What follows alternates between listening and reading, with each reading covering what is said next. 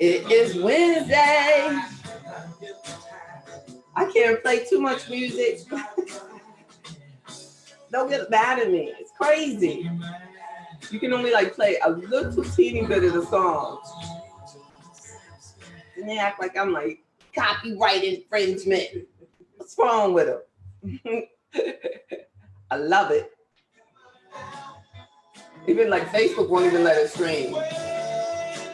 Hey everybody. We're talking about starting your own business. I have this feeling that all of these new people are still struggling, but we got to get the party started. Y'all know me. Business. We're talking about starting your own business. What? That requires that we start on time. I have been an adjunct professor at colleges, and it's interesting. They would get so mad at me when I told them that I gave them credit for coming to class. I was like, you can't really pass my class without coming to class. And I think I did that twice at 2 universities. And I was like, I just, some people just don't appreciate. I don't know, teachers like are the most underappreciated people. I was like, I can't do this because I want them to be more successful than they desire for themselves. I desire for them more than they desired for themselves. Mr. Bozeman, you get it? So I was like, let me stop. And that must be the hardest thing about being a teacher, must be that sometimes you find yourself wanting more for that student than that student wants for themselves. And I enjoy empowering adults because adults are people that have lived a little bit longer, because adults tend to really appreciate the opportunity to learn because our time is so valuable. How are you doing, Ms. Witherspoon? We need to talk. Call my office. I know you called me about your convention coming up, and I'm excited about getting the information.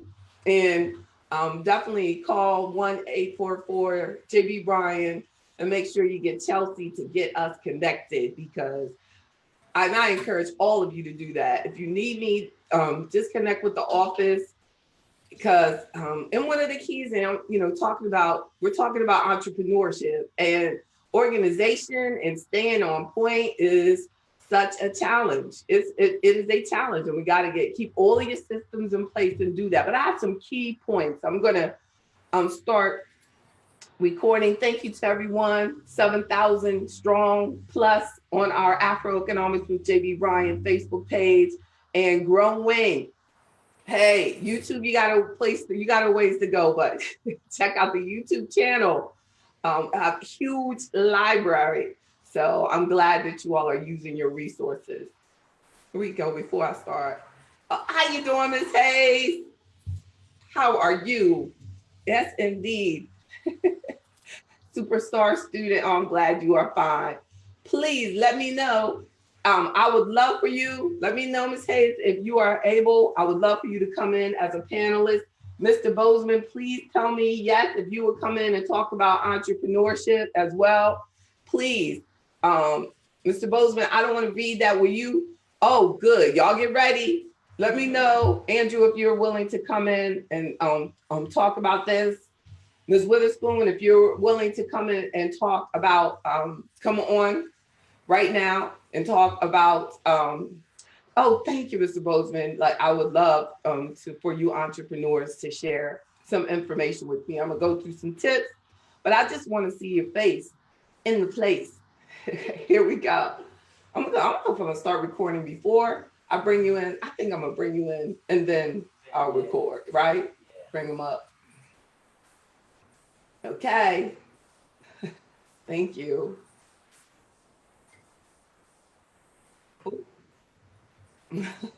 I'm glad. I'm sorry. I'm sorry, Barbara. Look, Barbara's like, whoa, how did she do that? I gotta take you out the right way too. Oh, that's you. I thought that's you. Your camera's not on, girlfriend. I'm getting it there. I hear you.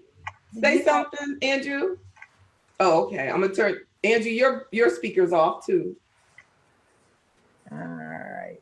I guess How is that? there you go. Say something, Andrew. Hello, hello. I got you. Okay.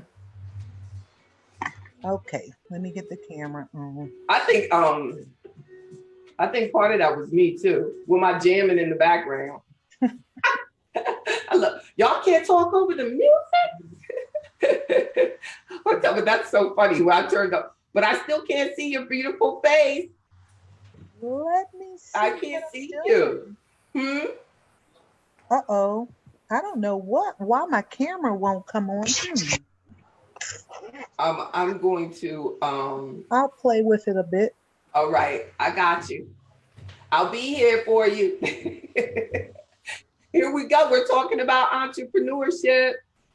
And I am going to thank you very much for sharing this evening with me. We're talking about starting your own business, starting from where you are, starting from ground zero, just starting your own business and all that goes with that.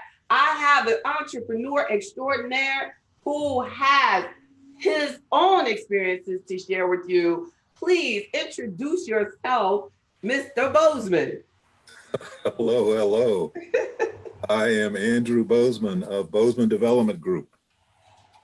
And Bozeman Development Group, what do you do? we help people develop themselves from a spiritual perspective, from an inner confidence perspective.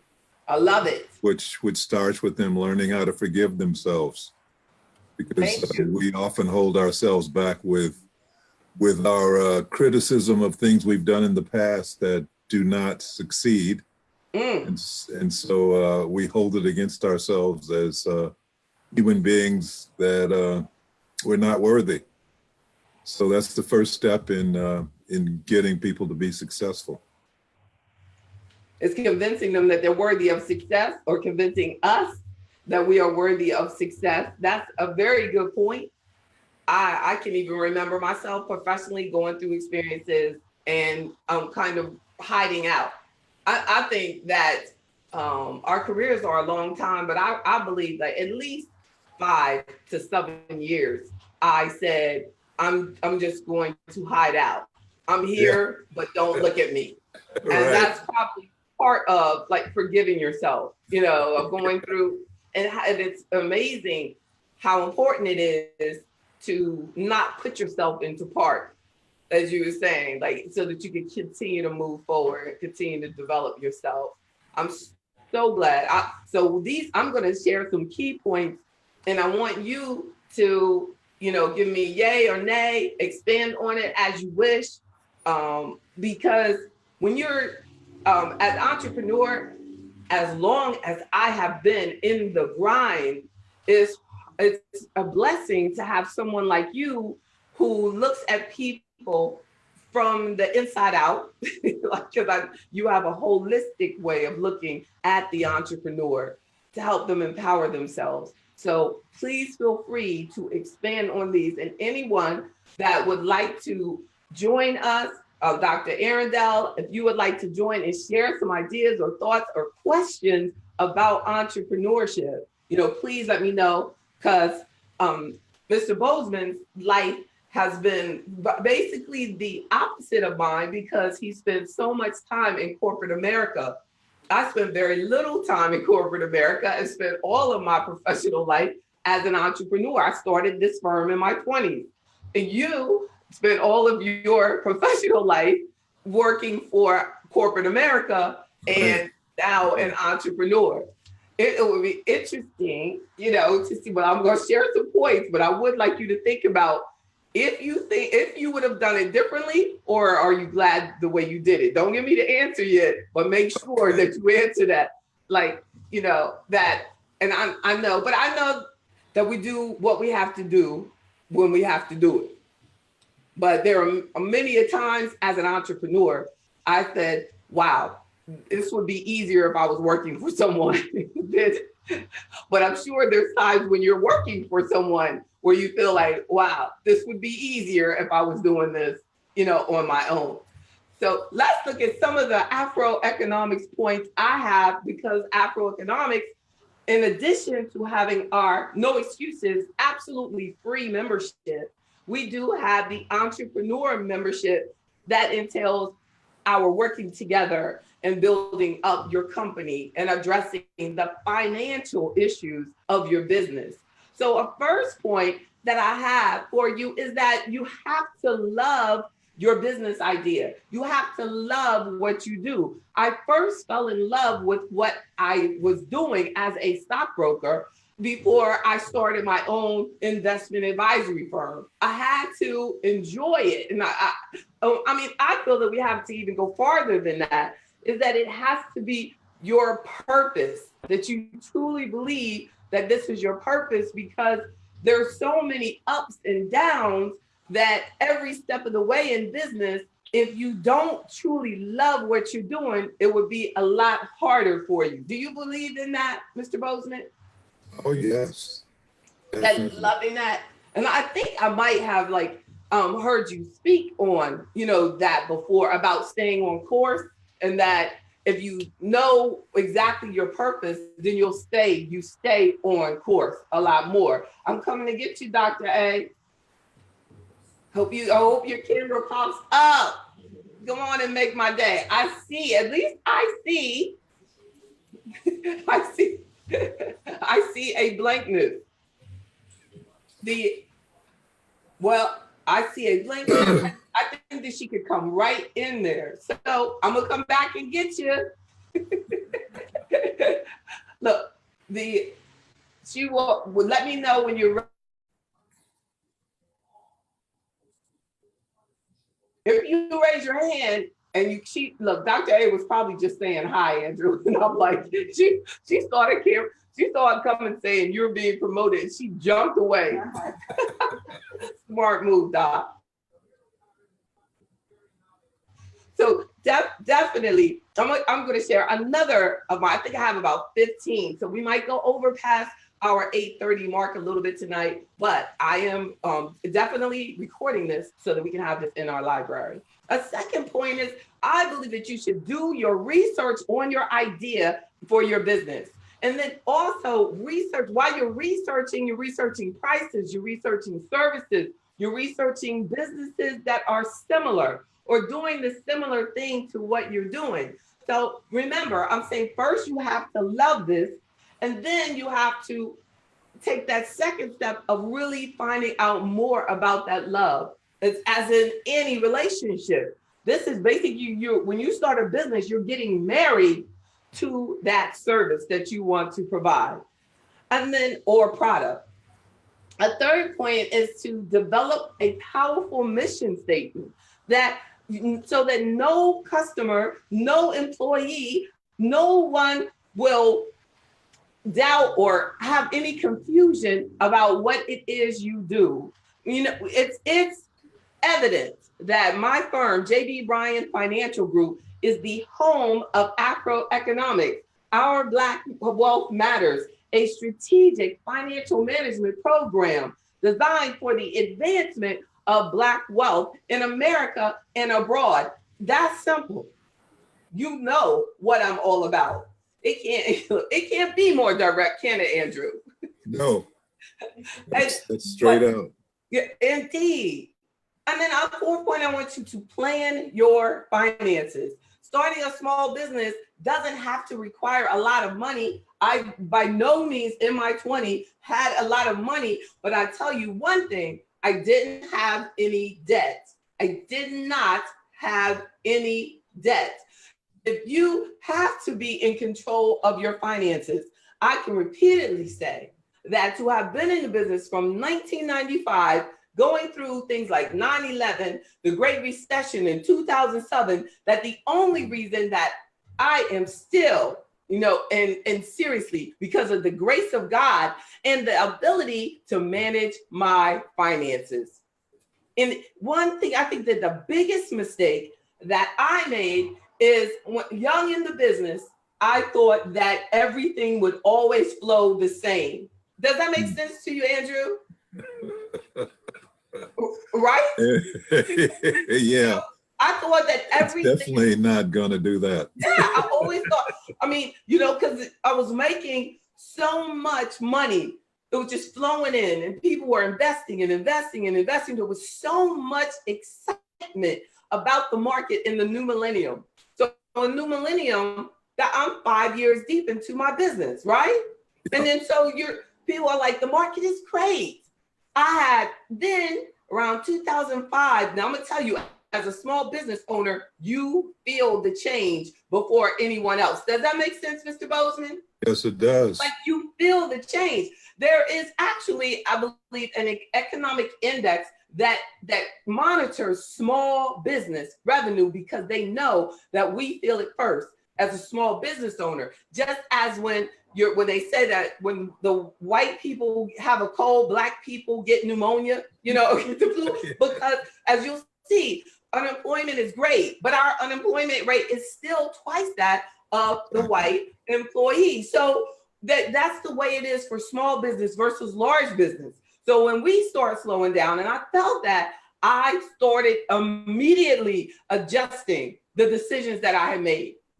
And I'm so thankful. So we have to plan your finances as a business. I would say the majority of people that are out of business, and most of the people that I started businesses with, and Black business organizations back in the day used to be so big. We would fill up like huge rooms. Now they have the same parties in small rooms. That's how hard the 2007, 2008, that Great Recession hit us. We still haven't recovered as businesses. But what I did to make it through was I said, I cannot carry debt. And I said that while I know that people are out of work, our people were out of work, our people did not have as much money to invest, our people did not have as much. I said, what I got to do is focus on building this business, clean it up, focus on keeping, maintaining my health, my mind, my business, my staff, and focusing internally. So, but you have to plan for the unexpected. We must. And you have that challenge of personally, you have finances, and business, you have finances. You have people depending on you. Your staff is depending on you to manage the finances of the business. Yeah. A fifth point is to focus on the customer. Focus on the customer and fully understand the market. So when I saw these changes going on, I realized my customers' financial situation is changing.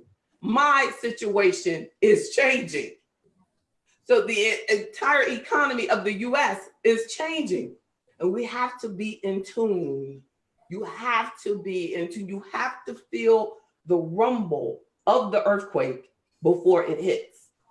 You have to, and you must believe in your intuition. And then when you're talking about a business, it is interesting to me that so many people don't start their business because they say they don't have the funding. I don't believe that anybody should invest more in your business or expect anybody to invest more in your business than you. If someone invests more in your business than you, Andrew, it's their business. Exactly.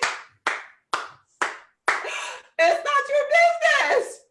So they go around, they're like, oh, and then it was so interesting when you think about it with Steve Jobs, with Apple, and he went around and he found all those investors. And then when they fired him, when the board fired him, he's like, this is my idea. This is mine. They were like, out with you.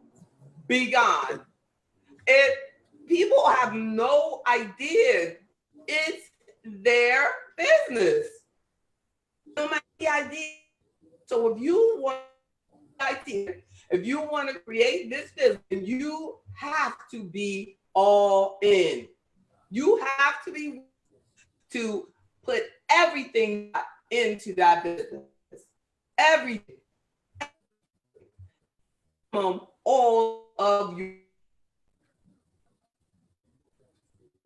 Understand what you're good at, understand what you're not so good at, and understand the sacrifice that is required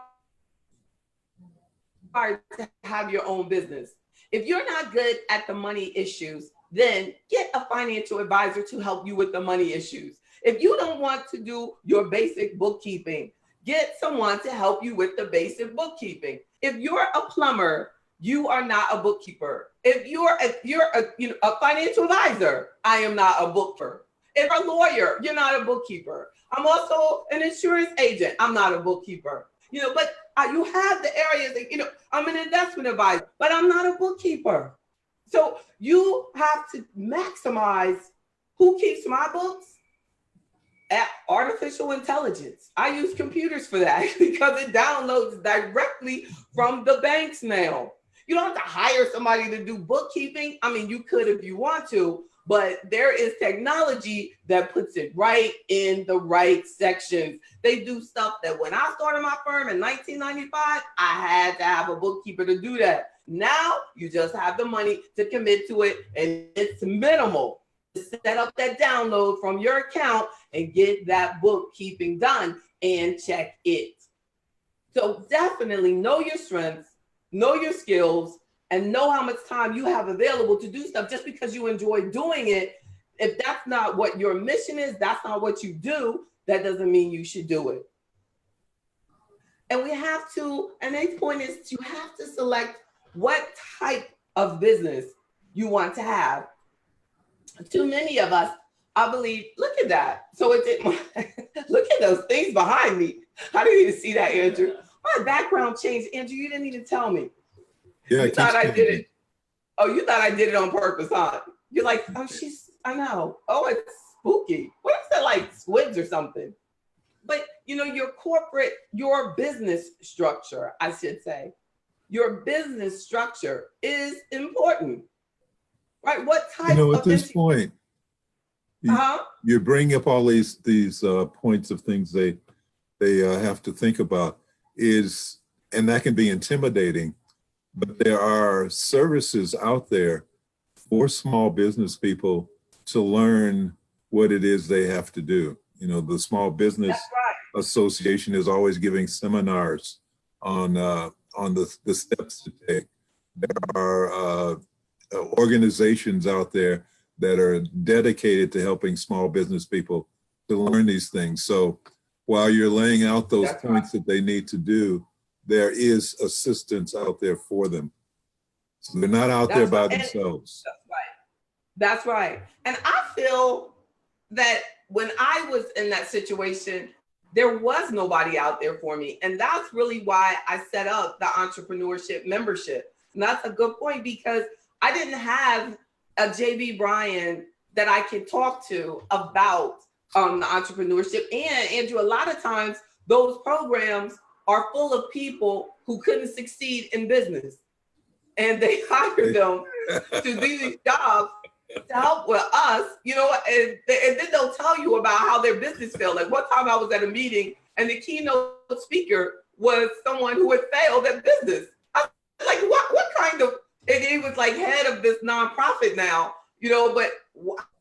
So your story is to tell us?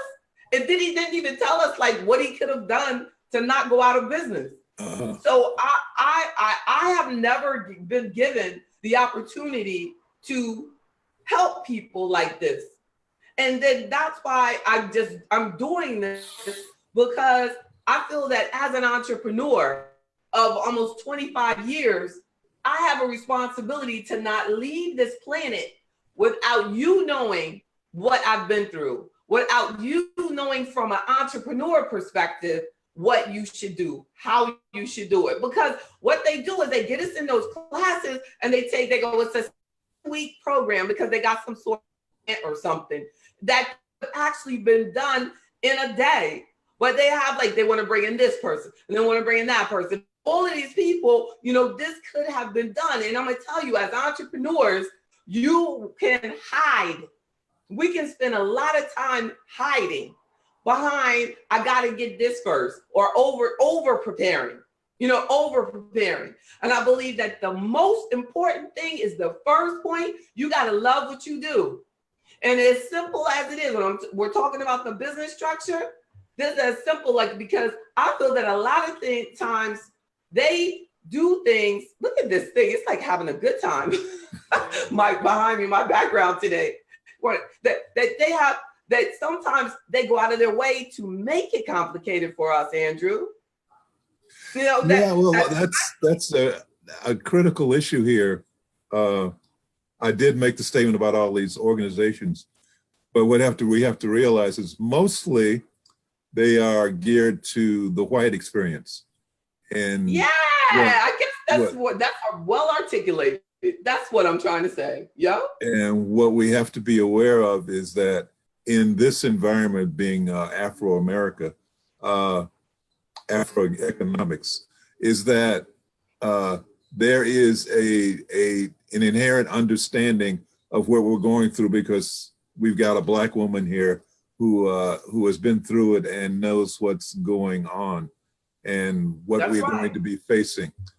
And so that's an important thing to remember, is that what I must admit, when going through the Small Business Administration and all the other organizations that I've gone through, is usually from a white experience, and then I have to interpolate in order to fit it into my life.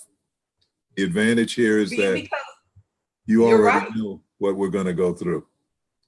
I remember being in one of those meetings, and they were like talking about, generally what they talk to us about is how to get a loan. Like, you know, they're always like because they do those things because they're so well attended, because they have convinced us that having a loan or starting a business with a loan is very important. And I believe that it is one of the worst decisions that you can make unless you have some sort of required inventory.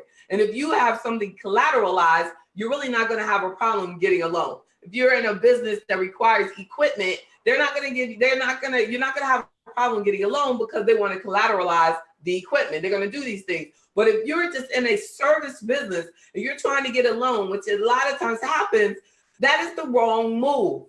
I think you need to realize that you got to save up your money, and that it is going to be hard, and you might not be able to drive the same car that you were driving when you worked for somebody. You might have to focus on living a little bit different lifestyle than someone that just works for someone. But too often as entrepreneurs, you think that you want to create a lifestyle that's the same as someone who's working for someone and is in a position to finance a particular look, where all of our effort needs to be on building the business and avoiding debt, because a loan has to be paid back. It is an unnecessary bill. You can build capital without taking out a loan by getting other people involved that believe in your business, and getting other investors if your corporate entity sells shares, if you develop it as a corporation. You know, and I enjoy like the story of Motown, when Berry Gordy went to his family and said, I'm going to start this record label. And he got his family members involved and they started the record label. Now, if you don't have that kind of family, you know, my family didn't invest in my business. But what I want to make sure that I articulate, that you can make a living, build a business, employ people, help people feed their families without having to take out a loan. If you allow yourself to be small when you're small and be big when you're big. Because see, we want to be big at the beginning. You know, Mr. Bozeman, you know, it's like we want to present a certain, you know, a certain look that's not there. And actually, if you start the business at an age where most of your friends are, aren't struggling, that's a decision that you have to decide, because a business is something that you're building. It's something that you're building. And in reality, it may not come into true fruition. Look at Walmart. The first generation of Walmart, they did not have anywhere near the money that their children have now. And then we have to buy into that same idea that you are here to build the name, to build the brand, to build the foundation. And when you're building the solid foundation of your home, it is one of the most important things that you can do. So if you die and you're building your business and you pass it on to your children and you don't have any debt, they have something to inherit. But if all they have is debt, they don't have anything to inherit. So you build the asset of your business by building that customer service, by creating and building that product, by doing the proper legal documents, by paying the taxes on time, by doing the trademarks, doing the copyrights, doing all of the fundamental stuff that is required to generate income for the rest of your life. That's something that they don't, share with us, because they want to, unfortunately, too often, the information that you share, you got to always consider the source. You want to learn about hair care, learn from a person who cares for hair. You want to learn about entrepreneurship, learn from an entrepreneur. You want to learn about spirituality, you learn from a person who studies the spirit. You learn from a source that is more experienced than you are. And we have to stop taking advice from people who haven't traveled in our shoes. As Mr. Bozeman was saying, we have a unique experience. When you're sitting there, someone's talking to you about doing home equity, and unfortunately, the majority of entrepreneurs starting their business don't have any home equity. So they're talking about loans that are going to require collateral of your home and your equity, and that's an experience, and that's something common, and that's easy for them to do in some cases. But for us, it's rare for us to even be willing to put our home up in order to start our business. So instead, I challenge you to follow your dream, start your business, select your corporate structure, keep it simple. It can be a sole proprietorship, and a sole proprietorship can change into a corporation, but everybody doesn't have to have an LLC off the front. And understand what an LLC is, and understand what a C corporation is, and understand what an S corp is, and understand what a partnership is. We're going and we're buying and we're paying, and everybody's becoming majority, overwhelming majority, are becoming an LLC, and you don't know what you have. Right. You don't know what you have, and you don't know how the taxes are done for it. And that is not good. Don't let anybody tell you what you're supposed to be without getting a full explanation of why and why it's appropriate and what that means and how that's going to help me raise money if I need to, and how is that going to affect me personally from a tax perspective and business from a tax perspective. That's the corporate structure. That's what the workshop discuss. Too often it's just like, oh, just open up an LLC, when it may been better off with just keeping it as a sole proprietorship. So find out and research that. Pick and register. I'm sorry, I'm ready. There's so much to consider when you're starting a business, but the key thing is it's got to be from within, and so it's your own heart that has to be driving you. It's not something you come up with willy-nilly. It's something that you actually need to do. When you've been in the corporate structure and the people above you are idiots and you're tired of dealing with it, then you got to make that decision. You're going to go for it, but go for it in a very well-planned way, because just jumping out there, as I did once, can be very traumatic. So the fear of failure. The fear of failure. The fear of failure is such a deterrent. But once you failed, and you look back and you realize you're still alive, then you go forward from there and say, okay, well, I can fail again if I have to, but at least I know now that I can get through that barrier, and it no longer is a barrier. It becomes a cloud of illusion. That's a very, very good point. Because I mean, I appreciate you adding that, because that is, and in hopes of, participating in this discussion and realizing that people who are owning this business, like Mr. Bozeman's, we're just the same. Like we're just people who have just persevered. That's it. Persevere, never give up, has to be a component of your commitment to starting your business. Ain't no half stepping, can't be. So selecting your business name, important part. Also, surrounding yourself with advisors, mentors, examples. We don't have enough of positive business examples that are approachable. I know that when I started, my business, there was this big thing about, oh, you need a mentor. So I'm the first Black-owned registered investment advisor firm that I knew. That was like, so who do I talk to? Who do I talk to? Right. We don't. So what you do is you keep on moving and you ask questions. I had to ask a lot of questions from regulators about how do other people in my business handle these things? How has it done? I called a couple of white firms, they were encouraging, and just having quick conversations, not trying to slow anybody down, but just getting information on how they were handling their business, did they enjoy it, how, and everything. But I really focused on talking to regulators about the business and how the business is done and the proper way to build the business and how to get the lawyers involved. Because when you're in a highly regulated business like I am, you need to know, and that's a very good point for me to share. You got to know how your business is regulated, get the proper licenses, registrations, and everything that is needed. And I'm constantly having to pay for something, coming up for renewal, something. And you got to stay up on it. You got to stay up on it.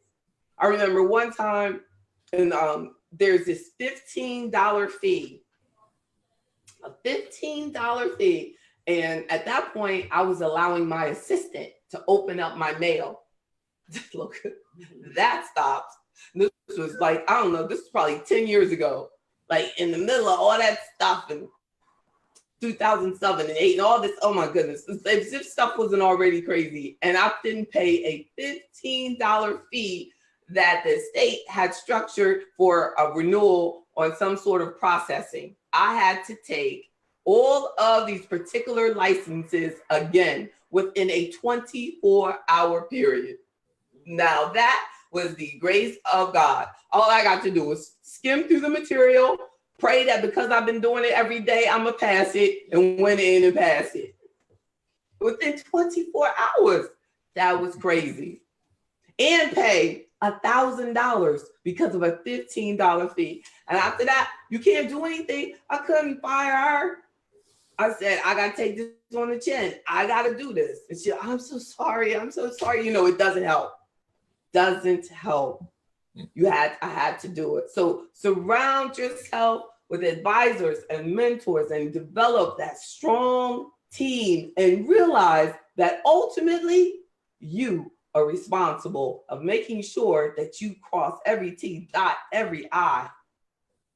Your business plan has to be in motion.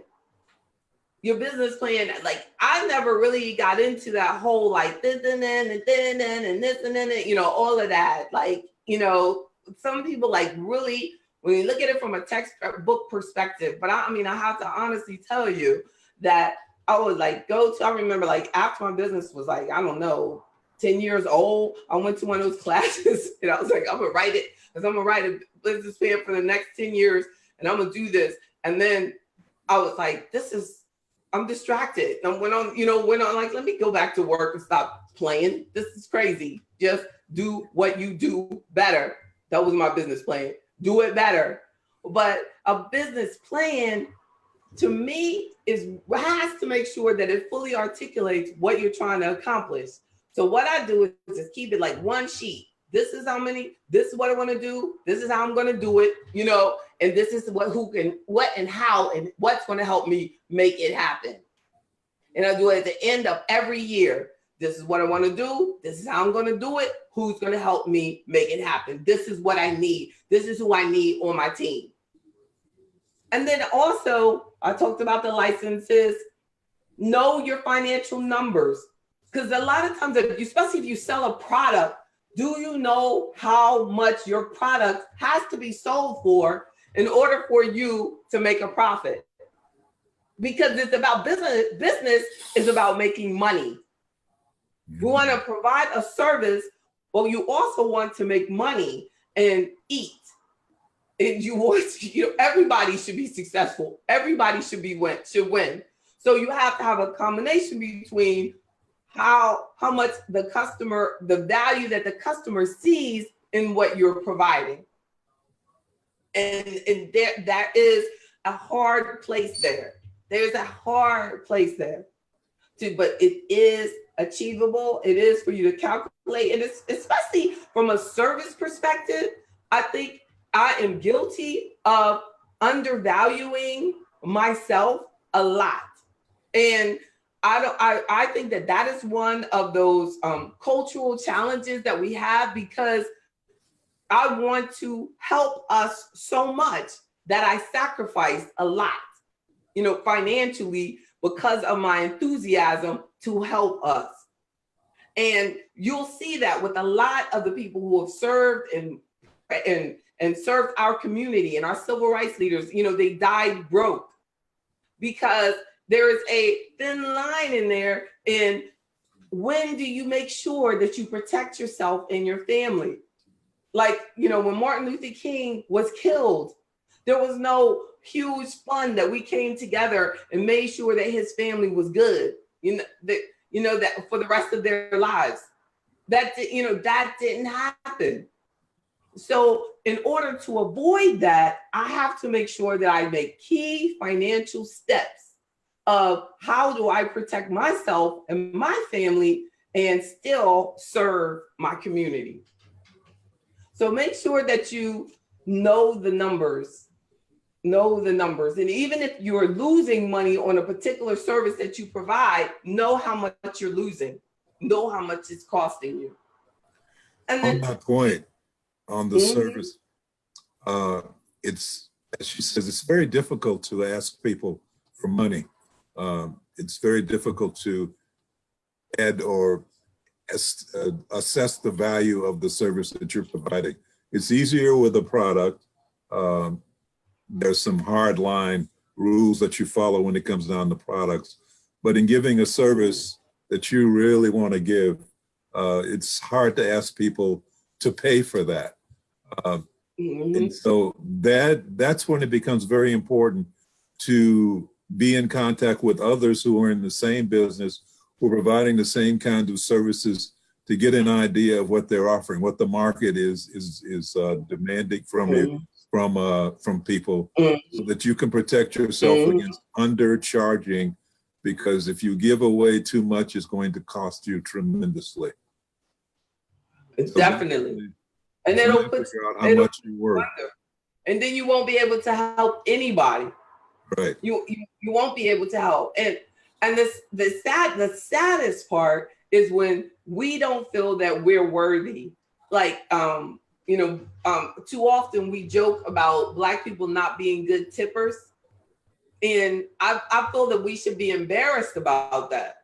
I don't understand how we don't value, especially since we have always been serving others, that anybody that serves us, we should be appreciative of what they're doing.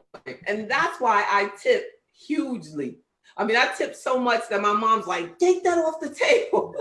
Don't give that much, But I tip because, first of all, I'm so thankful that I can.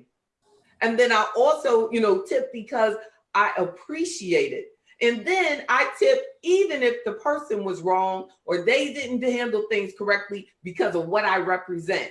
Because a lot of times they treat me bad because they assume that Black people don't tip well. So they'll, not take us for granted, like go over. And I'm talking about people our same color. I remember going a trip to the Caribbean, and the people there that looked like me were treat other people, white people, better than they would treat me. And I was like, that is interesting how nice they are, to white people. And they look just like, these are my people, but they're treating them better. And I said, I think it's because they tip better, that we're not leaving anything on the table. They see like they be a big group of us. And because it was all included and you didn't have to come with any money, we just get up from the table. But everybody should leave money. So I think that once you develop, a lot of times, and also this could be it, Andrew, we have developed an employee mindset. Amen. So we're not thinking as an owner, where because I've always been a business owner, all I see is from an ownership perspective. And we've been robbed of that if you never had the responsibility of being the owner. So you don't see, that need, because when you're a business owner, you serve just like the waitress at that table. You serve just like the maid that cleans your house. You serve just like the person that washes your car. You serve like the street sweeper.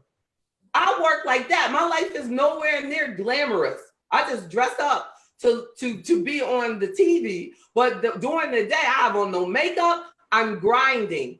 I'm taking care of distributions. I'm taking care of stock trades. I'm taking care of a client with a tax question. I'm reviewing an email. Entrepreneurship is one of the loneliest, ugliest things that you could ever commit your life to. It's like Jesus. He was an entrepreneur, you know what I'm saying? It's like Muhammad, you know what I'm saying? These people, that's entrepreneurship, especially if you want to do it right. And we have to buy into that, because once we start our businesses, we go out of business because it got hard. Now, as long as you have that government contract, you feel safe. So then when the contract ends, you haven't figured out how to do business. If you get a government contract, the moment you get it, you should be working on your next contract. You can't get stuck on your last piece of business. And we have to get that. You have to get that thought. You cannot allow yourself to be dependent on one. I remember this one brother, and he started this business, and he was so inspiring to me. But he allowed his business to get this one big contract with this bank. So when that bank, his connect, got fired, downsized, asked to retire, how they moved his connect out of the way, it put him out of business. And he had like 100 employees from that one move. I could not have slept at night knowing that one thing could happen to me. We have to know that. You have to know that. You have to see that. So just being in business, getting your little luxury car, getting the money and all of that, you know what I mean, that you see on the outside, that's not what it is. It's the thinking at night, thinking about your next move, worrying about, did you call that client back? Did you do what you said you were going to do? Is everything going to be okay? Will you get it all done? And making sure that you're healthy. So I get up every day at 3:50 just to make sure that I'm healthy, to go straight to exercise, and still have so much cortisol that's coming out in your body that you still have to struggle with your weight. So it's like that is entrepreneurship. You have no time to drink. You definitely shouldn't be smoking. You got to protect your health, and that is a key part that I didn't even put as a point, that your business is only as healthy as you are as the leader of that firm. I mean, and look at that at the Lakers and Magic Johnson. You might have a key employee as like that. The Laker family, the owners, they really thought that Magic would always be there, and he's gone without telling them, and went on social media to tell them, I'm out, gone. But because he's not the owner, he can do that. And so we need to realize that entrepreneurship is a huge step. and you are in control of everything. It's your responsibility. My final point was that there is no free lunch. There's none. You have to work hard. And I think I said that when I was telling you about how hard you work and how ugly it is. Being a small business owner is one of the hardest jobs in the world. And the fact of it is that nobody will understand that but you. 40%. When you're working for someone else, as many of us are, and you haven't made that leap, one of the things to prepare yourself for that leap is to actually get into the business that you're working for and finding out all the aspects of that business and what makes it tick, so that you're not surprised when all these other things that were not in your wheelhouse come up that you have to deal with. So that's right. That was like my second point, to make sure that you research your idea and know your business and look at them, the similar business. And if you're in the business, it's even easier. So right, Mr. Bozeman, so right. That if you're in it and you know it, but I always believe that like people who would be a successful and a great employee make the best employers. I think because I was a successful stockbroker for someone else, that's how I can have a successful firm. I don't think that if I said, I can't make it working for these white people, I can't do this, that I can make it. I did it. I'm making it. They're loving me. I'm doing it. That's the ones who need to be considering starting their own business in whatever that they're doing. I started my firm because I wanted to freely be able to focus on doing AfroEconomics and serving us.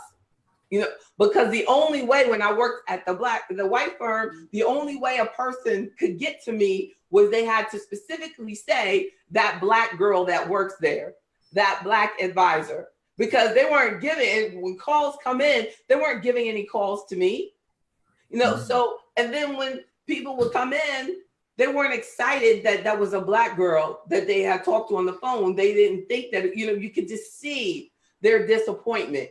And I like people knowing who I am. I don't like them assuming that I'm not Black. I like being acknowledged as Black. I don't, I didn't want to hide behind anything. And I wanted to boldly let you know that I want to serve you and I want to diminish that wealth gap. I believe that business owners have to be bold. They have to believe in themselves, because nobody is going to tell you, wow, it's wonderful what you're doing. I did a post on Facebook last week or so, and I was like, the last time I received an award was in like 1996. It doesn't matter when you pioneer. Nobody told Nipsey Hussle how great he was and you're the best and what you're doing. And everybody's celebrating because you're dead. If I died today, yes, they'd be talking about, wow, look at what she did, the impact that she had, this and this and that. But they don't say that while you're living. All you're doing is struggling. And you see that all the time. Many entrepreneurs are much more celebrated, when they're gone. But you can't depend on that either, because a whole bunch of you. So you have to just do it because you love it, you understand the business, and you want to provide a service to the world. It doesn't, because everybody, your service does not have to be that it's about just serving us. That's not it. I believe my service of us makes the entire world better, because everybody benefits from a strong Black community everywhere, the whole planet, because your success benefits everyone else. You financially successful helps the entire U.S. economy. And we have to realize how important that we are, because we're very important. There should not be a wealth gap. I don't need anybody to come down in order for us to go up. I'm pulling us up. We're never pulling anybody down. You never hear that. So we can build up our businesses. Anybody else's white business success is not to our demise. White business success is great. Black business success is not going to be diminished because of white business success. Amazon's success does not take away from my success. And I think that it's wrong that we live in a world that hates on people, hates on entrepreneurs when they reach the point that they sacrifice everything. So when they hate on Amazon, and this man did this, and nobody believed in it. Nobody thought it was going to work. And then now he's being punished because he's doing better than everybody else. Isn't that the point? So just know, no matter how good your intention, no matter how many people you employ, people get mad at them because, they don't have to, I don't know, of course they have to pay taxes, but they just feel like they didn't pay enough taxes or whatever. But think about the fact of how many people that they're hiring, how many people that they're feeding, how many people's lives have been enhanced and made, and kids have been educated because of the work that he's bringing to the community. That's what we have to think about. We have to start thinking more as a business owner. First, in order to be a successful business owner, you have to appreciate business ownership. You have to think as an owner. You want to be wealthy, you have to like wealthy people. We think that we can be wealthy, but yet you listen and participate in these discussions about the rich people this and the rich people that. No, that's you. That is you. Yes, you. And when they say rich people don't pay enough taxes, they're talking about you. Yes, you think they're not talking about you, but they're talking about you. Because I know you are rich according to statistics, according to the average Black household, you are rich. So definitely change our mindset, realize who you are. I know that your business ownership is a particular mindset. In order for us to accomplish it, we're going to have to just embrace the fact that it's going to take a lot of sacrifice, a lot of commitment, a lot of hard work, and a lot of thoroughness. I think there's one thing that I would love to, I daily work on enhancing is being thorough. It's an obsession of mine. Like, I just want everything to be as right as it possibly could be. And if that's the worst thing, and if that's what they talk about when I'm dead, then I'm cool with that. I'm cool with that. That she was too particular. She was too hard, or that. That's good, because as long as I help my clients make some money, help them build it, that I can say that I help them educate their kids. I help them build that. I help them make it. I made their life better because I was thorough and I made sure that they got what they needed. Then that's so be it. What you think, Andrew, before y'all leave me?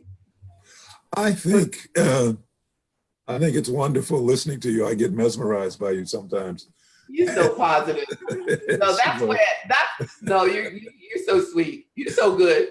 I'm gonna jump on there. I do want to say this, that all the struggle that you've brought up, all that they have to go through.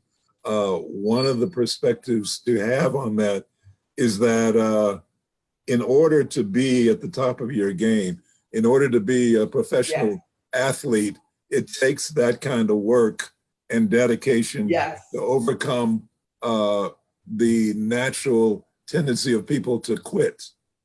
You've got to overcome that quit. You've got to overcome that wall that says you can't go past here. But once you get past that wall and keep getting past that wall, there's a certain strength within your heart, within your chest that says, I can do this. I am powerful enough to do this.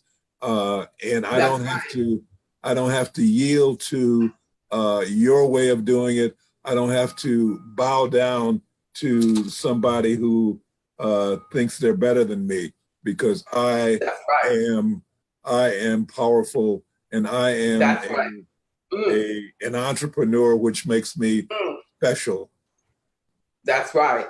And that's enough. We don't have to, there's nothing, no item, nothing you can buy that can replace the impact that you can make on the planet as an entrepreneur when you do a good job. And I think that that's where we have to reassess and put our efforts and our money into assets that will continuously pay off for you for life. One good customer will pay you forever, ever. Once you build that business will feed you, but you have to feed it first. You have to put it all in. We can do this though. We can do this though. So if you want to pursue entrepreneurship and you want additional information from me on the entrepreneurship membership, from Andrew on just personal coaching, I think that's a great, and we didn't plan this at all. So we just, I don't know. But I just think that Andrew has had a seriously positive impact on my life, and his commitment to our community and developing us as holistic, spiritual, professional people is just wonderful. So Thank you, JB. If you want either of our information from either one of us, just email me, jb@afroeconomics.com. jb@afroeconomics.com, 1-844-JB Bryan, or get on the list. We have people who are participating from social media. Get on the list. I want to thank you diehards that have stayed and hung on this long all the way through it. Y'all are so good. Val, Ron, Mr. Martin, Ms. Blythe, Samsung, somebody calling in on their phone, Rhonda, Mr. Mika, Jenny, Mr. Scott, Ms. Walton, Mr. Yarbrough, Ms. Hayes, Mrs. Hayes, Mr. McGee, Barbara, Andrea, Mr. and Ms. Anderson, Ms. Witherspoon, all of you who are on the phone, thank you so much for having the biggest, like we had over 55 people who registered for tonight. I want us to I think that the max that I can do registration is like 100. So that just shows you the enthusiasm that we have for the entrepreneurship, So let's do that. And don't forget to get your taxes done this week. Don't wait. And I encourage you to really try to do your taxes your own. I got an inbox today, and a person said, JB, thank you for encouraging me to do my own taxes. I cannot believe I was paying people to do that. That is what a member said. I'm telling you, just by not having to pay somebody to do her taxes, she already got reimbursed for a membership. Think about that. Oh, thank you, Ms. Blythe. She said, very informative. Thank you so much. Oh, thank you. Thank you. Thank you. Thank you. Thank you. Yes, indeed. To my sweetie, Mr. Tice, thank you. Often, oh, yes, indeed. And before we started, Mr. Bozeman said, often there is a sense of entitlement that convinces them that the amount of effort required to succeed is an unnecessary burden. Thank you, Andrew Bozeman. That's a beautiful way to close it out. I appreciate you all so much. I'll stick around if you inbox any more, but let me know. I'm here. Thank you. Thank you. Thank you, my friend. I'm gonna free you up, Andrew. Give me a second. All right, thank you. God bless you.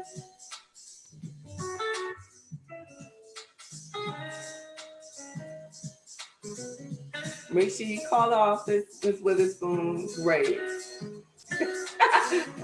Oh, Ms. Hayes, I love you. Thank you for trying, though. Thank you. We can do this. Oh, Ms. Blythe, I'm so glad you saved the money. Yes, indeed. She did it herself, too. Love. Yes, indeed. Oh, Dr. A said the fear. Feel the fear of failure and keep going. Woo, yes. And keep on going.